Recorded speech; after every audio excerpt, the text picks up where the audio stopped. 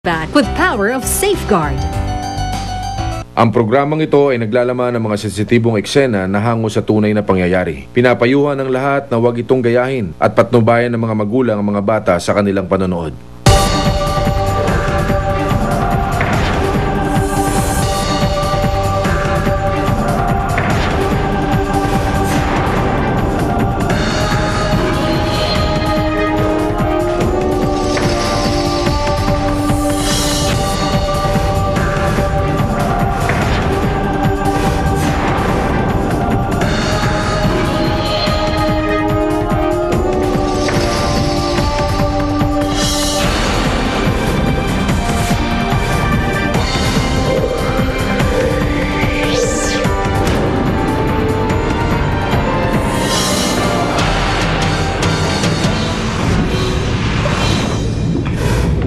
Bakit mahirap makapuslit sa higanting pusit?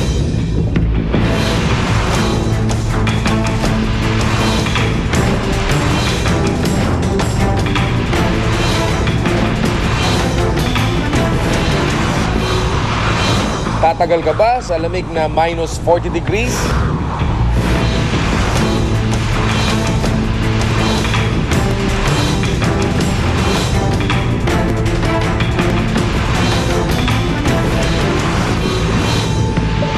Makakapag-isip ka ba kung wala kang utak?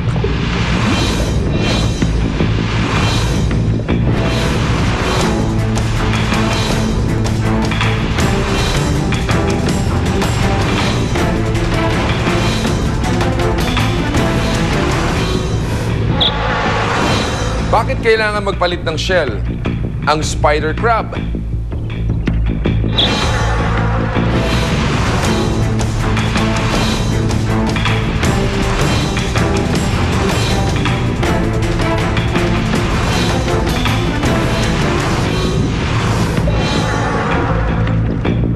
Magpapanggap ka bang babae para makaisa sa lalaki?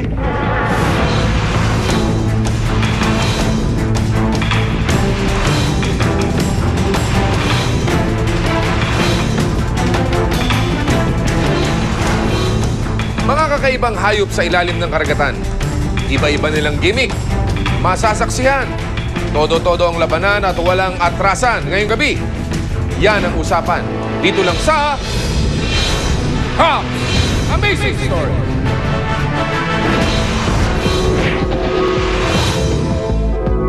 Mga kwento sa ilalim, isa-isang papaibabaw. Ang pinakahalimaw ba o ang pinaka-wow ang siyang aagaw ng Top Amazing Story for the week. Aatake na ang Amazing Story number 5. Di siya nag-iisa.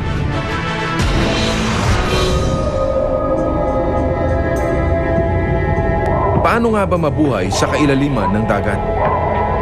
Ang karagatan ay may iba't ibang lalim, temperatura, sinag ng araw at current.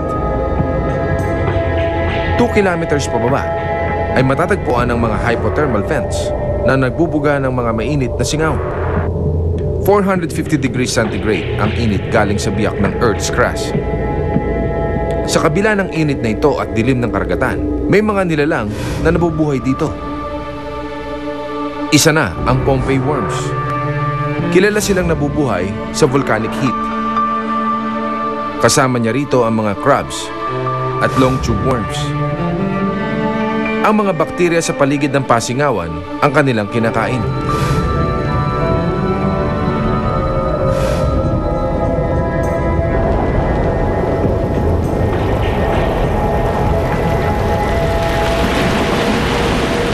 Ang krill naman ay namumuhay malapit sa surface.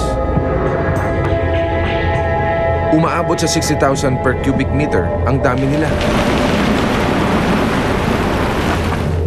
Nakakatawag pansin ang dami nila sa mga predators dito sa Sea of Cortez sa Mexico.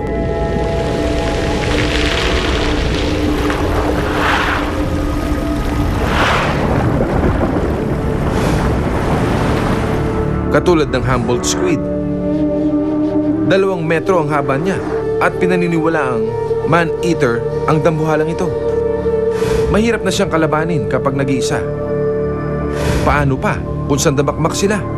Patay, hindi siya nag-iisa. Mautak silang hunters. Kargado sila ng malinaw na mata at malupit na galamay. At ang bawat panipsip nito ay armado naman ng matatalas na 70,000 hooks at razor. Alam ng mga isda na sila ay inaatake at ang mga dambuhalang pusit ay may teamwork.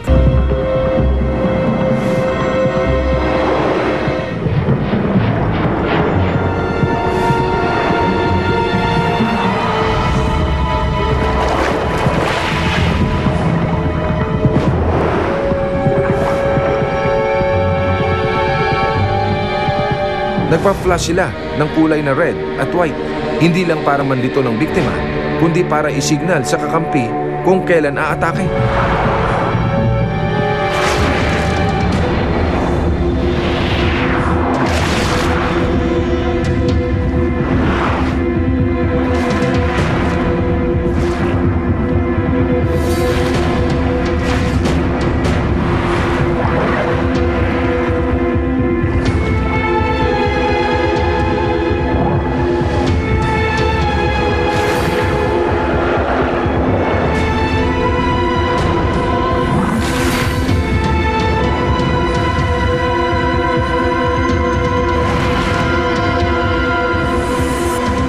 Kung gaano sila kabilis dumating, ganun din sila kabilis mawala. Mga hayop na kayang tumagal sa temperatura na minus 40 degrees at walang ginawa kundi kumain ng kumain. Ihahain sa pagbabalik ng Hobbs Amazing Story.